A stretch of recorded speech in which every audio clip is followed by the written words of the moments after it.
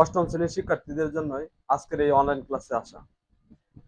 তোমরা গত পার্টে যা দেখছিলা তার পরবর্তী অংশটা এই পার্টে তোমরা দেখবা, পার্ট 2। গত পার্টে আমি দেখিয়েছিলাম আলোর প্রতিফলন, এবার আলোর প্রতিসরণ। এটা দেখবা। আলোর প্রতিসরণ, যদি আলোক রশ্মি একটি স্বচ্ছ মাধ্যম থেকে অন্য একটি স্বচ্ছ মাধ্যমে তির্যকভাবে প্রবেশ করার সময় গতির যে পরিবর্তন হয়, এই গতির পরিবর্তনটাই হচ্ছে আলোর প্রতিসরণ। চলো এটা আমরা চিত্র দিয়ে দেখি। চিত্র দিয়ে দেখলে খুব ভালোভাবে ধারণা পাইবা, আমি আশা করি। প্রথমে এটি বিভেদ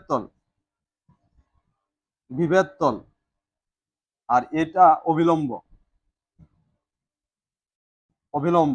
বিভেদ তল, অবিলম্ব। আলোক রশ্মি এই ক্ষেত্রে ঘনমাধ্যম থেকে হালকা মাধ্যমে আসতে পারে, বা হালকা মাধ্যম থেকে ঘনমাধ্যমেও আসতে পারে। একটু শান্ত পরিবেশে মনোযোগ সহকারে দেখো, আশা করি উপকারে আসবে। আমি মনে করি উপকারে আসবে।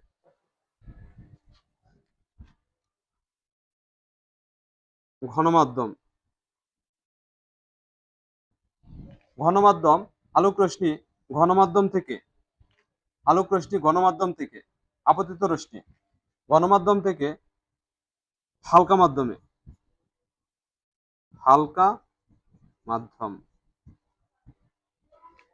আলোক রশ্মি গণমাধ্যম থেকে হালকা মাধ্যমে যাওয়ার সময় সে সোজা পথে যাওয়ার কথা, কিন্তু সেরকম সোজা পথে যায় না। আলোক রশ্মি গণমাধ্যম থেকে হালকা মাধ্যমে প্রবেশ করলে সে তার দিক পরিবর্তন করে, আর এটি অবিলম্ব থেকে দূরে সরে যায়। তখন আপতন কোণ আই আর প্রতিফলন কোণ আর। এটি আগের ক্লাসে আমি দেখিয়েছিলাম। আই হচ্ছে আপতন কোণ, আর স্মল আর হচ্ছে প্রতিফলন কোণ। এক্ষেত্রে আই আর আর কোনো সময় সমান হয় না। আই সমান নয় আর। আমি আবার বুঝিয়ে দিচ্ছি। আলোর প্রতিসরণ হচ্ছে আলোক রশ্মি এক মাধ্যম থেকে অন্য মাধ্যমে যাওয়ার সময় যে দিক পরিবর্তন করে, তাকে সাধারণত এই দিক পরিবর্তনটাকেই বলে কি? আলোর প্রতিসরণ। ঘনমাধ্যম, হালকা মাধ্যম। ঘনমাধ্যম বলতে পানি মাধ্যম বা কাঁচ মাধ্যম, হালকা মাধ্যম বলতে বায়ু মাধ্যম।